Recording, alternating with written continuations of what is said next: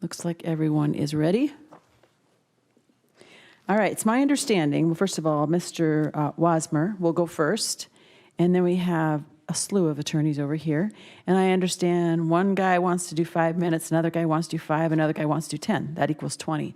You guys can do math, but we don't keep track. We keep track of 20, and that's it. So if guy number 1 takes up 19 minutes, guys 2 and 3 might want to have a talk later.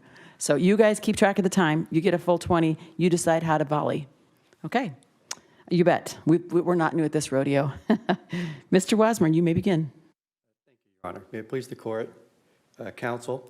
There's 3 different issues presented in this case, and I primarily want to talk about the constitutionality of the court's supervisory orders suspending the statute of limitations, as I think that's probably the issue that concerns the court the most here.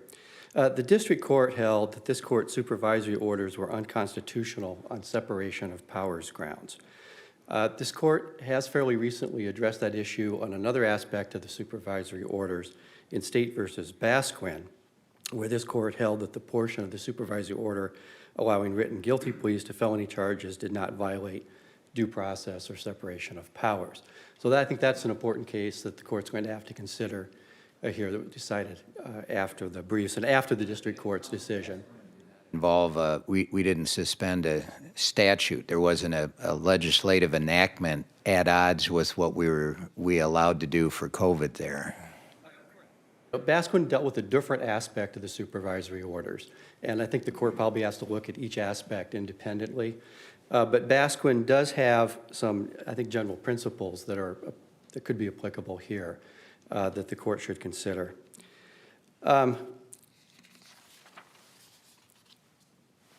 So, for example, Basquin did have some general language that the supervisory orders providing for temporary procedural measures in response to a global pandemic fell within the grant of this court's constitutional authority. I'd also direct the court to change the statute of limitations effectively for the whole state for a given period of time. What other statutes do we have the power to change similarly? It's important to note as to what exactly the court is doing with respect to the statute of limitations. The court is basically suspending the statute of limitations during a portion of the COVID pandemic. The court is not reviving a statute of limitations that's previously expired. The court is not extending a statute of limitations in the sense that the court is saying, well, we think 3 years is a better statute of limitations for a tort claim instead of 2, therefore the statute of limitations should be 3. The same, but what the court is doing is equitable tolling, okay, which the court has done in the past in different contexts. This court used equitable tolling on a statewide basis before. I didn't see any citation in your case or in your brief to a situation like that. Right. The 2 primary areas where equitable tolling has previously been applied is the discovery rule, which focuses on when the plaintiff became sufficiently aware of their cause of action, and equitable estoppel, which focuses on whether or not the defendant did something improperly to prevent the plaintiff from filing their lawsuit. That's been generally the 2 areas where equitable tolling is applied. But I think equitable tolling is broader than that. It's basically when circumstances arise that make it difficult or impossible for a plaintiff to file their lawsuit timely. 614.6, the legislature gave certain grounds for tolling. We have found other grounds and applied those grounds, even though they're nowhere listed in the legislation. Isn't that correct? Certainly the legislature. What grounds would those be? Well, I haven't looked specifically at that. So I don't know if I can really answer that particular question. Me, the discovery rule is really about accrual. It's not tolling, right? It's about finding out when the statute of limitations actually commences. Equitable estoppel is really not about tolling. It's about stopping a defendant from asserting an affirmative defense due to that defendant's misconduct. What example do you have of this court actually truly tolling a statute of limitations and just saying, for 76 days, this statute doesn't apply? I don't think I have seen a case that addresses that issue. Part of the That doctrinal issue relevant to the exercise of emergency powers? Emergency powers relate to expansions of a body's ability to act, maybe by getting rid of procedural requirements, processes to make law valid. But I don't think it grants a government authority wholly new powers that it didn't have in some capacity before. So can you identify the case law that indicates the court can just suspend statutes when it sees fit? Well, generally it's, first, Article 4, or Article 5, Section 4 of the Iowa Constitution gives this court supervisory and administrative powers over the lower courts and litigation generally. The court also has various inherent statutory common law authorities that exist out there. New acknowledgement of a debt, that's not anywhere in Chapter 614. Equitable estoppel is not anywhere in Chapter 614. There are different tolling doctrines that have been applied. And I think when the court needs to look kind of at the basis of what is separation of powers prohibit. There's basically three things, as I understand it. First, the court cannot exercise powers that are clearly forbidden to it. So if the legislature had enacted a statute, or the Constitution had said the court may not equitably toll statutes of limitations, that would be something forbidden to the court, but that hasn't happened here. The state's sovereign immunity?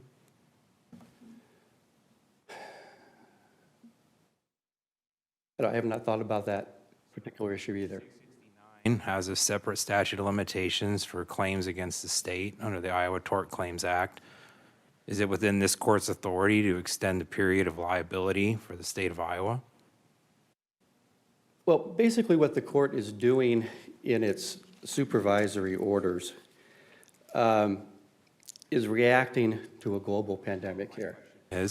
Can this court change the terms and conditions upon which the state waives its sovereign immunity?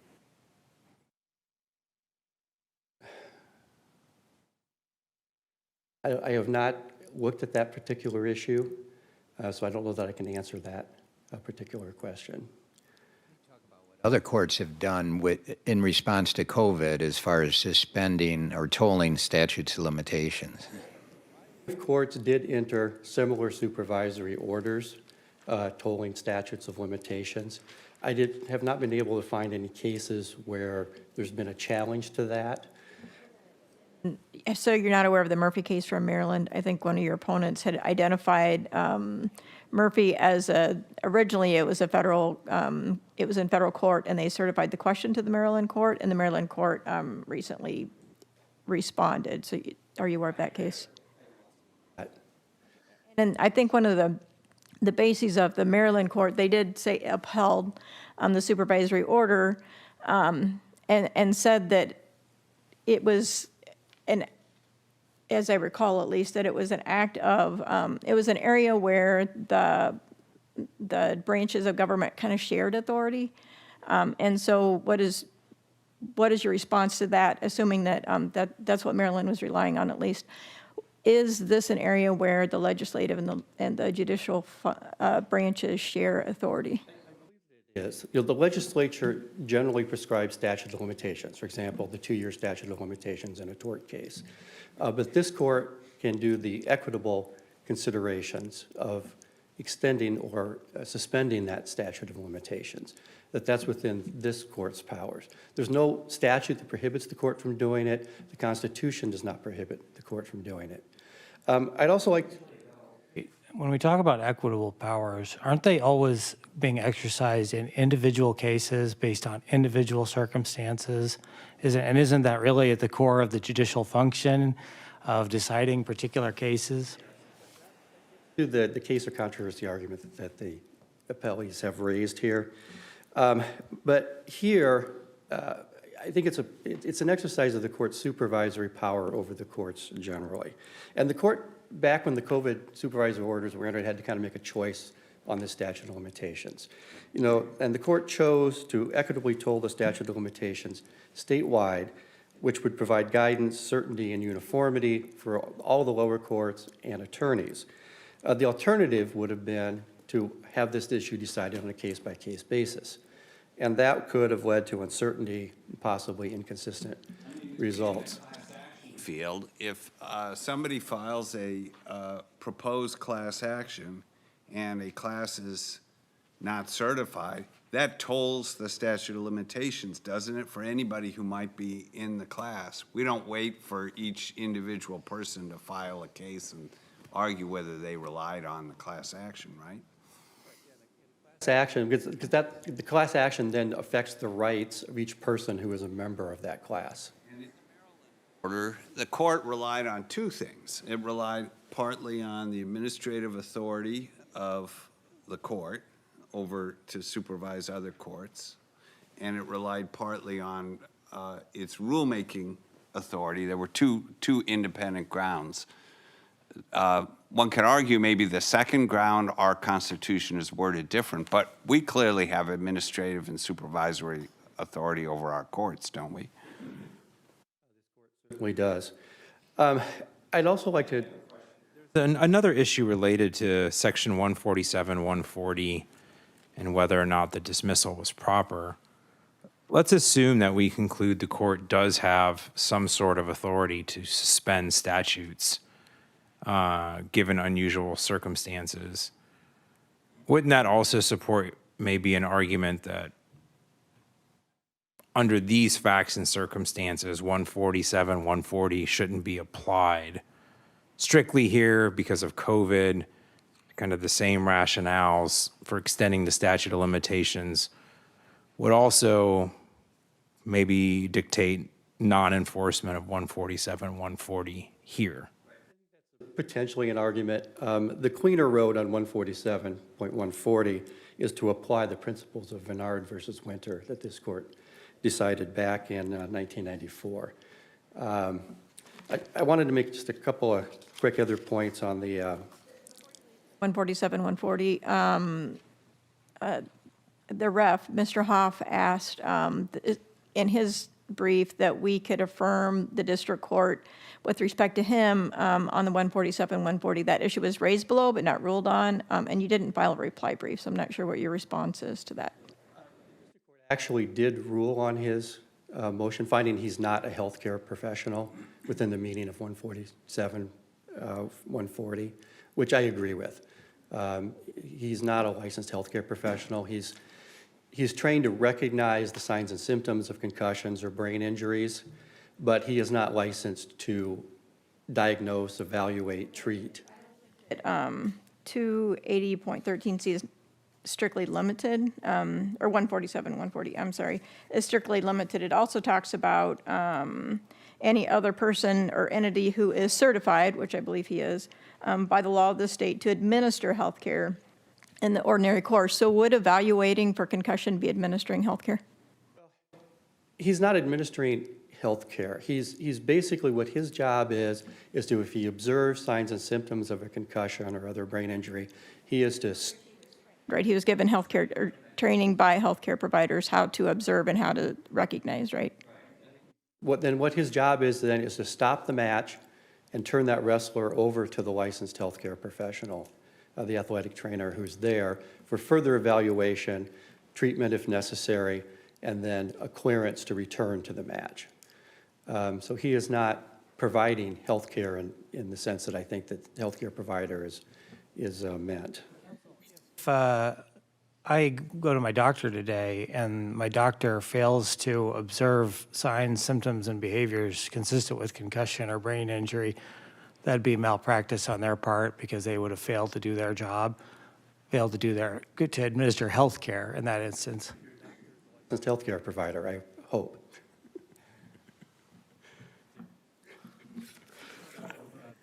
A key element of equitable estoppel is that the plaintiff relied on the conduct of the other party. Would we undermine the credibility of our own supervisory orders if we later said, "Oh, we were wrong, lawyers. You shouldn't have you shouldn't have trusted us when we said you have an extra 76 days"?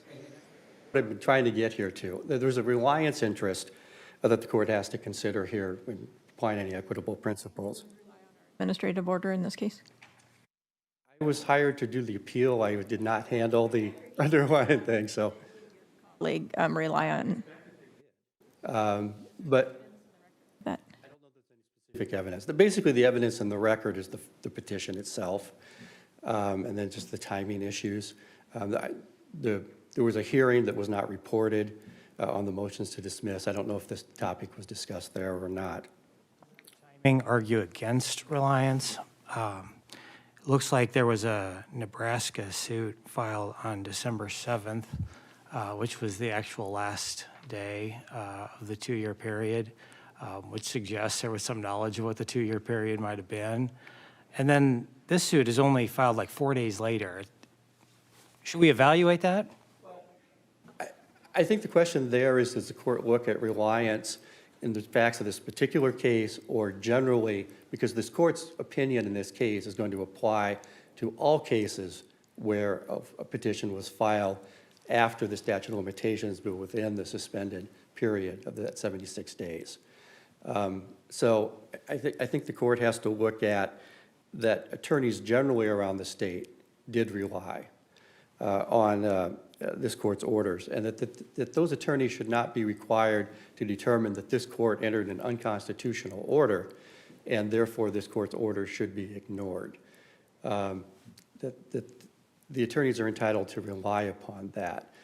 I have a question about the statutes regarding emergency situations and the authorization of power.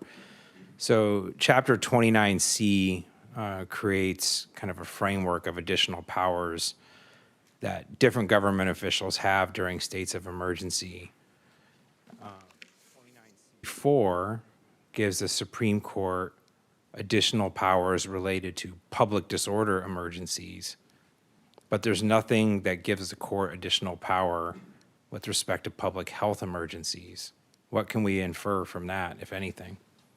This court's authority arises from a variety of different sources for doing temporary orders or emergency orders, other supervisory orders generally. There's the constitutional provision that gives this court powers. There's various statutory provisions that gives this court powers. There's inherent authority. There's common law authority. So even if there isn't a specific statute that says during a pandemic the court may issue orders doing X, Y, and Z, there's still those other sources of authority out there that allow the court to take those actions. Inference that if the legislature gave the court some additional power during certain kinds of emergencies, that it did not also extend power to other types of emergencies? So I think it would only matter if the legislature had said that the court may not exercise a particular type of authority. I don't think the court should interpret that statute as saying, And we went ahead and did it anyway. If your argument is we have constitutional authority to suspend the statute of limitations, why would the legislature's statement the court shall not have any effect? that gets into a more difficult question, I think, as to whether or not how far the constitutional authority goes. I think it does go far enough to do this, but I think it's probably then a closer question if the legislature has acted. Part of the separation of powers issues is that there are areas where both the legislature and the court can act. And it may be there are some situations where the legislature does act and then that prohibits the court from acting. But since the legislature has not provided any statutory prohibition here against extending the statute of limitations during COVID-19, I don't think that then prohibits the court from doing so. You're relying on Venard case, is that it? But that involved a different statute that was silent as to dismissal. So the certificate of merit statute has more teeth in it. Does Venard apply here? And I think the way to look at this is you have the general rules of civil procedure governing disclosure and discovery of experts that apply in every civil case. Then you have Iowa Code 668.11 that provides more specific rules that apply in professional liability cases. And then you have section 147.140, which has even further specific rules that apply in a professional liability case against a healthcare provider. So basically, you know, the three types of rules, you know, they all apply in this case. It's just that as you go down the levels, they provide more specific rules as to the timing of the disclosure and the nature of the disclosure. The principles, though, of Venard, I think, apply to both 668.11 and 147.140. Those principles, and I don't believe that the appellees here are asking that the court overrule Venard. But those principles, is there's an absolute right to voluntarily dismiss the first action without prejudice. The motive for the dismissal does not matter. And the voluntary dismissal without prejudice leaves the parties as if no action had ever been filed. And I think that's the important part of Venard here, because if the action has never been deemed never to have been filed, then 147, 140 would never have kicked in. Okay. Thank you, Zarn. I'll be back in rebuttal. Who's on first? Mr. Schauer? Okay. And if each of you, for purposes of our record, would identify yourself before you begin arguing, that would be helpful, and who you represent. Please the court. I'm first guy, Josh Schauer, here to represent Lincoln Public Schools, Lincoln, Nebraska Public Schools, and Coach Jeff Rutledge. I will quickly, or try to quickly address, so my colleagues can have their time as well, the issue of the trial court dismissal of LPS and Coach Rutledge for lack of specific personal jurisdiction. I think one important factor, as noted, is that on December 7th, 2020, before filing this action, the Dickeys determined to proceed in Nebraska. That's important for purposes of the jurisdictional determination. Also, in looking at the Burger King factors, there's no real indication that LPS or Coach Rutledge directed any specific activity at a resident of Nebraska. Coming into Iowa for the meet. But for purposes of personal jurisdiction, the test is whether they then directed any activity at a resident of Nebraska, or at a resident of Iowa, excuse me. What we have here is the activity at issue was directed at residents of Nebraska. Somebody from Iowa? Somebody from Iowa, but that isn't any basis for the lawsuit at issue. You say? Contact, but the test is whether that activity in itself, whether there was any activity directed by LPS and Coach Rutledge towards the plaintiffs, right? Their facility, that was an Iowa school, right? And I imagine the concession stand was open. Maybe you got to hear a little bit of a pep band. I mean, that seems like kind of a textbook example of contact and voluntary. It's not like they were drug over by the paddy wagon. Activity is what led to the lawsuit at issue, right? What's at issue? Activity happened in Iowa. The plaintiff was injured in Iowa. This is classic specific jurisdiction. I think the district court was clearly wrong. Jurisdiction. The issue is whether the activity that led to the lawsuit was directed at a resident of Iowa. It was directed at residents. State interest in protecting anyone who's here in Iowa engaged in a sporting activity and providing a forum for them if they're injured. Test, right? So the first part is whether there was any direct activity directed at a resident of Iowa that led to the lawsuit. The activity at issue was... Involve a tort? I don't think so. If you look at our tort cases, the situs of the injury and the tortious conduct, if that's in the forum state, in that jurisdiction, hypothetically, if your coach was driving the school van, ran a stop sign in Council Bluffs, Iowa, hit a Nebraska resident, could that Nebraska resident sue in state court in Iowa? There is the Ostrom case that talks about personal jurisdiction, and then the test is whether the defendant purposefully directed his activities at residents of the forum, and that the litigation results from the injuries arising out of those activities. Here, the activities involve interactions between the LPS school, their coach, and residents of Nebraska.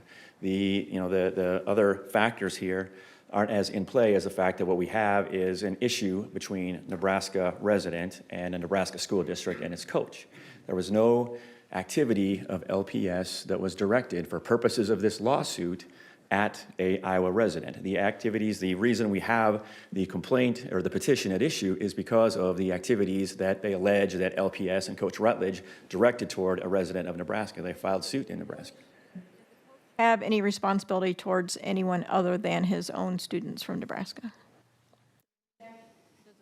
So if the Iowa student that he was wrestling had been the one to have the concussion, did the Nebraska coach have any responsibility under the statute to say, if everyone else said, no, I think he's fine, did that separate coach have a responsibility? Know the coach, and there's talking about signs and symptoms of a concussion. Part of that is knowing your individual wrestler, knowing how your wrestler behaves and how he acts and whether he was tired or showing signs and symptoms of a concussion. But if it was a really obvious one and everyone else just said, go ahead, would your coach have had any kind of responsibility? I know that he would under those circumstances. And then if we get... So to a different question is, which substantive law applies, Iowa or Nebraska? That Iowa substantive law would apply, and that the Nebraska courts are free to do that, and that's what they're going to do in the first filed the Nebraska suit is apply Iowa law. Iowa law applies when your coach came into Iowa and subjected himself to Iowa laws related to his responsibilities, does that play into the personal jurisdiction? It's one of the factors that wasn't considered by the trial court. And again, if that was the test, if all that was required was if we came into state, if that's all that mattered, then there wouldn't be the Burger King versus Rudgewich case and the Iowa case of Ostrom versus Predco Secure Load Fund LP. I mean, there's a reason why this test exists. If it was simply, did it occur in Iowa? Yes, then we're done. Then we wouldn't have Burger King. We wouldn't have the Ostrom case. That's not the only thing that matters. There has to be an activity directed at a resident of Iowa. And here, for purposes of this lawsuit, the activities at issue were directed at residents of Nebraska. We have residents of Nebraska who are alleged to act negligently. Activity. Isn't that what wrestling is? Part of the curriculum at LP. It is an extracurricular activity. Standard was when the defendant never actually leaves their home state, and then they'll send advertising or they'll send things over into the other state, and then the test is they have to have purposefully directed their activities at that other state. Where they actually go into the other state and the accident happens in the other state or the incident happens in the other state. I've never heard the argument that the other state doesn't have jurisdiction. Look at the second prong there, and I'll get done so my colleagues have time. If you look at the burden on the defendant, this is more what the trial court focused on, the burden on the defendant to come into Iowa and have a second lawsuit and have to defend it there. The forum state's interest, it's adjudicating a dispute between two Nebraska residents. It has little or nothing to do with Iowa. The plaintiff has an interest in obtaining convenient and effective relief. They filed first in Nebraska.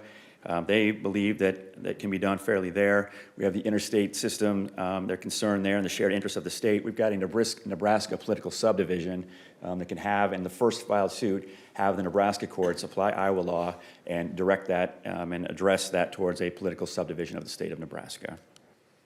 Thank you. And with that, I would ask that the Supreme Court affirm the finding of dismissal on Coach Rutledge and LPS based on lack of personal jurisdiction. Thank you. Good morning. May it please the court. My name is Bob Mooney. I represent Emily Gorman and Jenny Edmondson. I'm going to focus my argument on the 147-140 issue, although we do believe that small portion of this court's supervisory order was unconstitutional that extended statute of limitations, and I'm happy to answer any questions about that. I'll focus on the other issue. As this court has noted, the Vennard case is different.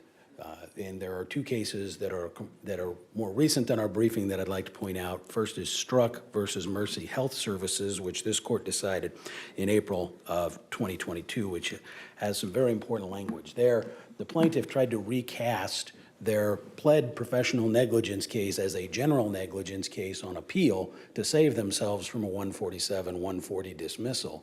And this court said, we will not allow plaintiffs to change the canoes in midstream to try and avoid the legislature's clear mandate that if you don't timely file a 147-1.40 certificate of merit affidavit, the defendants have a right to dismissal with prejudice. We're not going to let you avoid that. That's important. Involve a voluntary dismissal that preceded the court's ruling. Language is the same. You're dealing here with an irresistible force and an immovable object. You have the legislature creating a right to dismiss in the plaintiff, but a substantive right to dismissal with prejudice in the defendants when the plaintiffs fail to comply with their statutory obligations. And that's what we have here. How does this court reconcile those two rights? There's a case from the Eighth Circuit, Morrow versus United States, which did deal with an attempted voluntary dismissal. The site for that is 447 F 4th 700. There, the federal court refused the plaintiff's request. In federal court are very different than the dismissal in Iowa, right? They have to have a hearing, and the federal court is vested with the authority to dismiss with prejudice. Absolutely, Justice Oxley, but it's the same principle. Does the legislature's principle of substantive right to dismissal with prejudice upon motion when the plaintiff fails to comply, will we let the plaintiff skirt that by dismissing their case? Statute would apply to the different parties. So with respect to Gorman, Gorman is the licensed athletic trainer, in the first suit, but she, that the suit is barred against her because of this 147-140 issue. because she's employed by Jenny Ed, and the pleading in the first case was against Jenny Edmondson based on Gorham's negligence. She was not a named party, but it was her negligence that allowed Jenny Edmondson to be vicariously brought. Statute also bar the consortium claim by the parents. It's claim that only flows through the injury to Mr. Dickey. Our cases say that consortium claims are not derivative claims. I believe it is true because their claim is barred anyway because they filed it after the statute of limitations expired. But This statute and the position you're arguing with respect to the parents' claims contingent on those being derivative claims. it is, but I believe the way the action is pled, the second filing, they're making a derivative claim from Reed's injury. So I believe the failure in the first case applies to the parent's claim in the second case.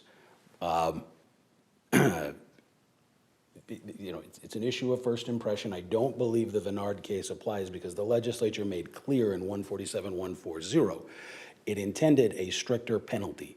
And the legislature was clear with the language. It's upon our motion that right attaches to dismissal with prejudice. It doesn't say after a hearing. It doesn't say after the matter is fleshed out by the district court. It says when the plaintiff fails to timely file their certificate of merit affidavit, upon motion, our right attaches. And the plaintiffs cannot subvert the legislature's intent by voluntarily dismissing and then refiling. I'd leave the rest of my time to my colleague. Thank you.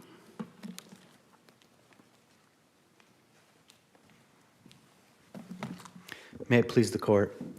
My name is Anthony Osborn, and I represent one of the defendants in Appellees, Jeremy Hoff. I'm going to focus on the separation of powers issue, and if I have time, although we're behind schedule, I would like to make a couple comments on the certificate of merit issue as it applies specifically to Mr. Hoff.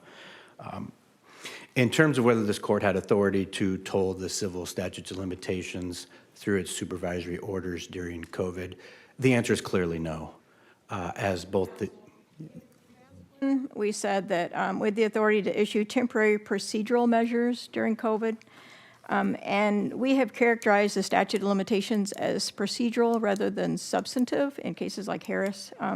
So does this procedural characterization support extending what we said in Basquin to this case, and if not, why not? Conclude in Basquin that it could issue these temporary changes to the Iowa Rules of Civil Procedure. I think one of the biggest distinctions that we have to address in this case is the difference between statutes and rules. And in Chapter 602 deals with rulemaking by this court in relation to things found in this book, the rules of court, rules of civil procedure, rules of evidence, rules of criminal procedure, which are totally separate from statutes enacted by the legislature, of course. And that makes Basquin very distinguishable. In Basquin, and it's significant, the court stated, quote, "Our cases have consistently recognized the inherent common law power of the courts to adopt rules for the management of cases on their dockets in the absence of statute." That's right in this court's ruling from February of this year in Basquin. This court was talking about rules of practice, which are much different than statutes, such as statutes of limitations. Chapter 602 gives this court some rulemaking authority, but it specifically enumerates the rules for which the Turn to this point about equitable tolling. You've read our Ask Vig decision that we issued, I think it was earlier this year. And the issue there was whether the statute of limitations order applied to administrative appeals. And we said it didn't. We contrasted administrative appeals with the general statute of limitations. Said administrative appeals are not subject to equitable tolling. It didn't apply. Statute of limitations can be equitably tolled by the courts for all kinds of things that are not spelled out in the statutes. Iowa is much narrower than it is in other states. And in fact, in this court, in Carter versus Carter, which is discussed in the briefs, this court has recognized that equitable tolling is not appropriate for things such as statutes of limitations. So I think that Carter versus Carter is very instructive on the issue, Justice Mansfield, and I would suggest that nothing in Ask Vig did anything to change any of that. In fact, in Ask Vig, as it relates to the issue before this court, the court specifically declined to address whether it had the authority to extend that 30 days from Chapter 17A, with point 19, which was at issue in Ask Vig. The court just said that it doesn't apply, so the court never got into analyzing the issue, which is actually before this court. The counsel's argument that there are equitable considerations with respect to reliance on this court's supervisory order. I would respond two ways, Justice McDonald. Number one, I would say, as this court has noted just last year in State versus Tucker, separation of powers in this state lies at the very foundation of our constitutional system. So I will get to the second part in a second, but the point is separation of powers must always be acknowledged and recognized. And in this case, were there some people that relied on the court's supervisory orders? I don't know. There's no evidence in this case that anybody did. In fact, in this case, the case was dismissed, and they had time to refile it before the original statute would have ran, and so they still could have filed it, even though they knew at that time there had been a motion to dismiss pending in the court case, arguing that this court didn't have authority. So even after the defense had raised the argument, the plaintiffs then proceeded to file, relying on the court's tolling. So number one, I think the fairness, we cannot, if we allowed fairness to trump the importance of the separation of powers doctrine, this court could do whatever it wants, and if people rely on it, then later we would say, well, we're going to condone the court's clear violation of the separation of powers doctrine because it's just not fair as applied to these people. So I think as applied in this particular case, I think the fairness argument is very weak. And I would also note, I don't know how many people actually relied on the statute of limitations supervisory order anyways. Pretty darn sure a lot of people did, just because of the attention we were getting at the time. But I want to go back to you where you're saying, well, he could have filed it within he was 4 days late.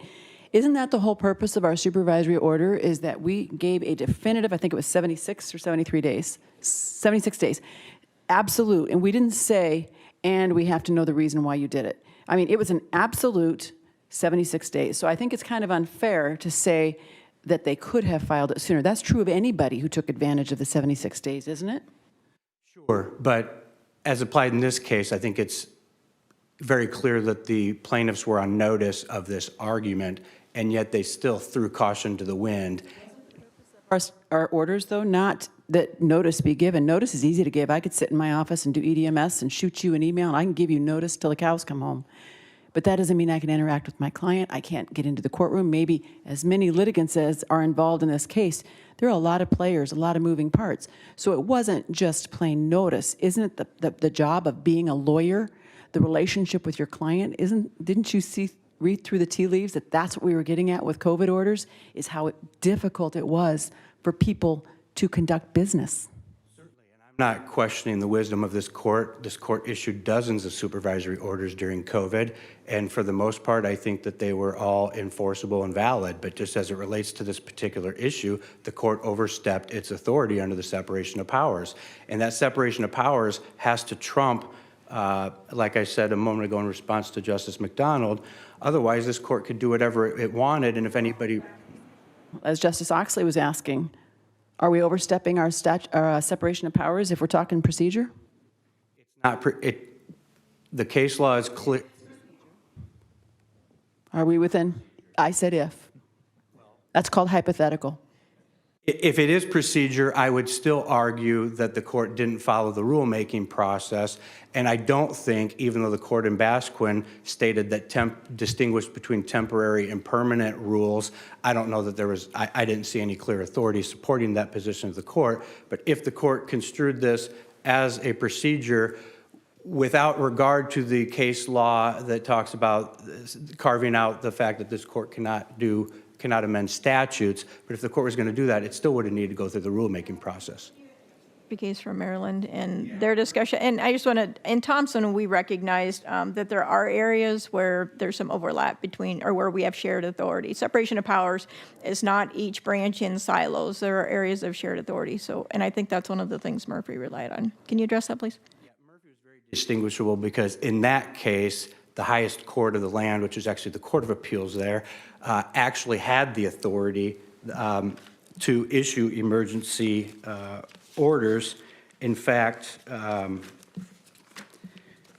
in that case, the chief judge was authorized to suspend, toll, extend, or otherwise grant relief from time deadlines, requirements, or expirations otherwise imposed by applicable statutes.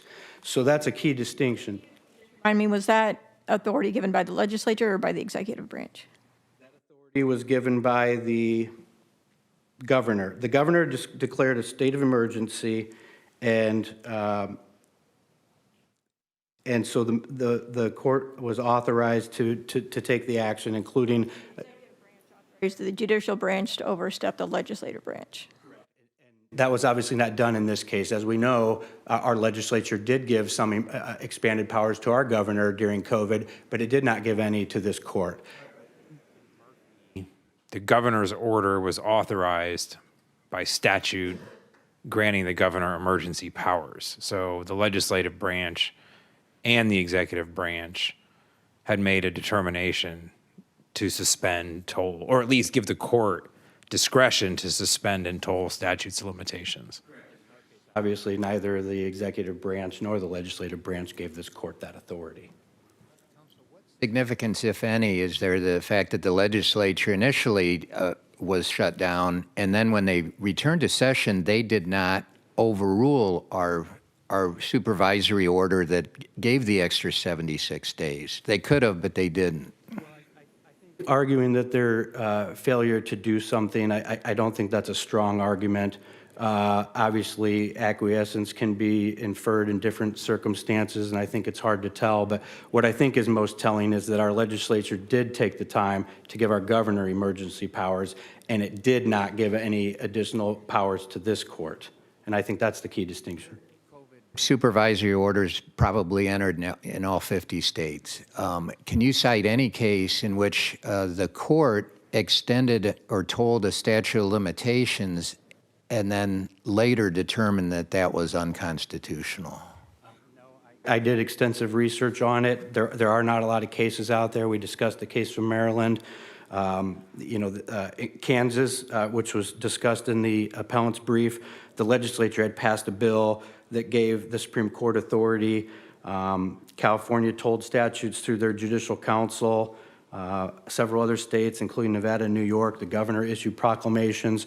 We didn't have any of that in this case, but the limited case law out there that discusses this issue, such as the Maryland case, is readily distinguishable because the court had clear power to do things that this court clearly has not been empowered to do. And I want to mention a few other things, if I may. Maybe like 10 seconds? You're already 3 minutes over. Okay, I would just remind the court of Root versus Tony, where this court addressed supervisory orders, and this court said that, as this court is aware, that it could not do anything to affect Iowa Code 4.1 because the court during COVID had closed clerk houses partial hours, and 4.1 of the code gives people an additional day to file a lawsuit. And this court recognized, you know what, we couldn't do that. As I've ever heard. Thank you. And you may wrap up. Thank you, Your Honor. First, I'd like to address the specific personal jurisdiction issue. There, the critical focus is on the relationship among the defendant, the forum, and the litigation. The argument from Mr. Rutledge and the school district has to deal with plaintiff's residence, which is irrelevant to that. I direct the court to Shams versus Hassan, 829 Northwest 2nd, 848, a decision of this court from 2013, in which this court stated that due process is concerned with the defendant's connection with the litigation in the forum state, not the defendant's connection with residents in that state.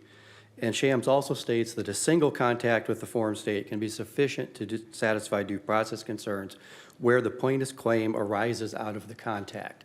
And that's clearly what's going on here, is this lawsuit arises out of Mr. Rutledge's contact with Iowa. The district court's analysis is really a forum nonconvenience analysis rather than a specific personal jurisdiction. The district court reasoned that since the plaintiffs, the school district, and Mr. Rutledge are Nebraska residents, suit should be there. That ignores a critical issue, though, that there are multiple defendants. Mr. Hoff, Ms. Gorman, and Jenny Edmondson Hospital, all residents of Iowa. We dismiss, if we affirm the dismissal of the Iowa residents under 147, 140, are you going to go back to Nebraska, or do you still have claims against the Nebraska residents in Iowa? Well, it goes back to that question of, I think you can still sue in Iowa. I think you could also sue in Nebraska. I think either forum is possible under personal jurisdiction. And then it's a choice, really, of where do the plaintiffs want to sue. If the Iowa defendants stay in here, there is no basis for suing them in Nebraska.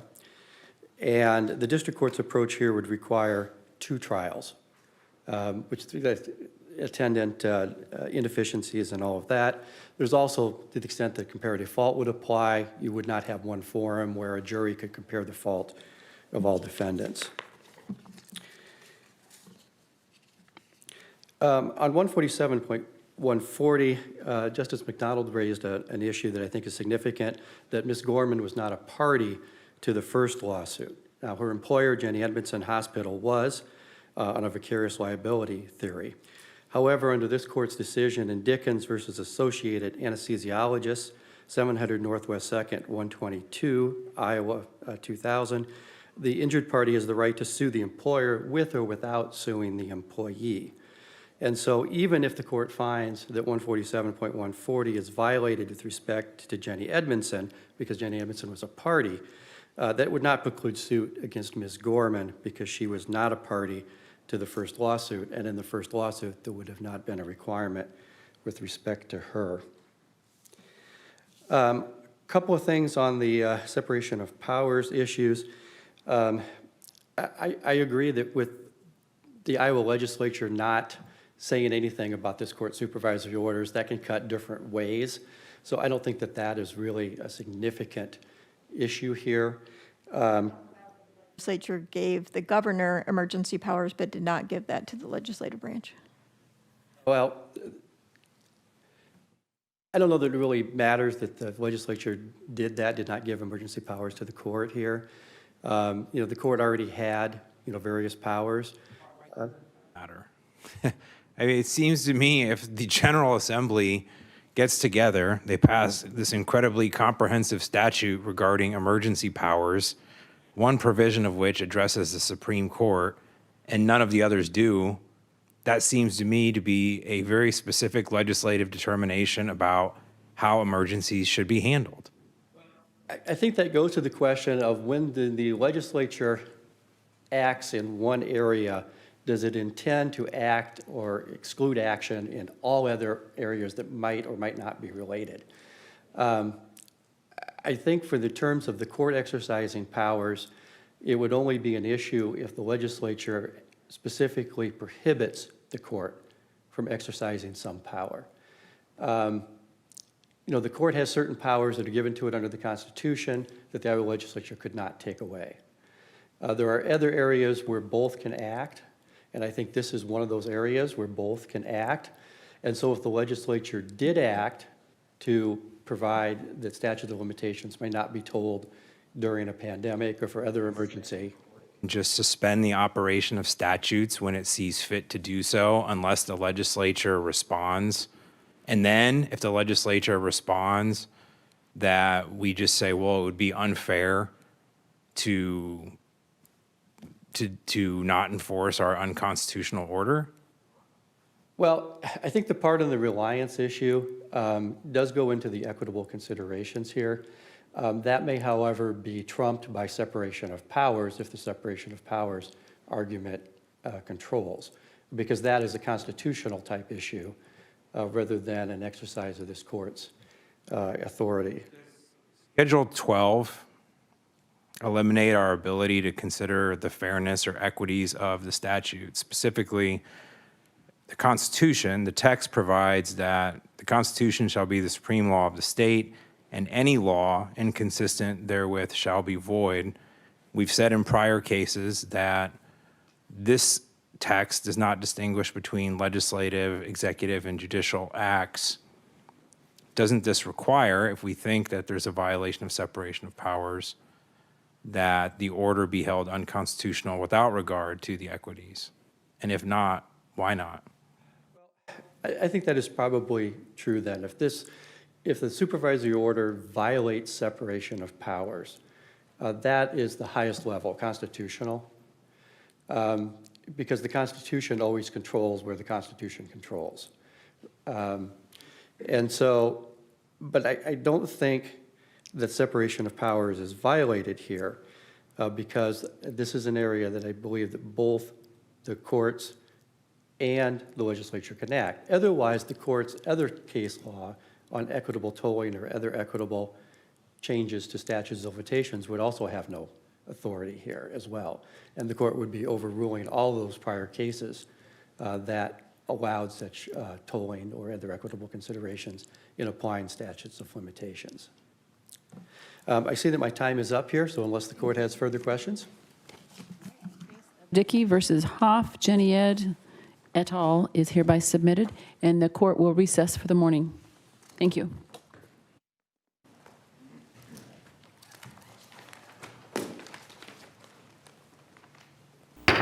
Hear ye, hear ye.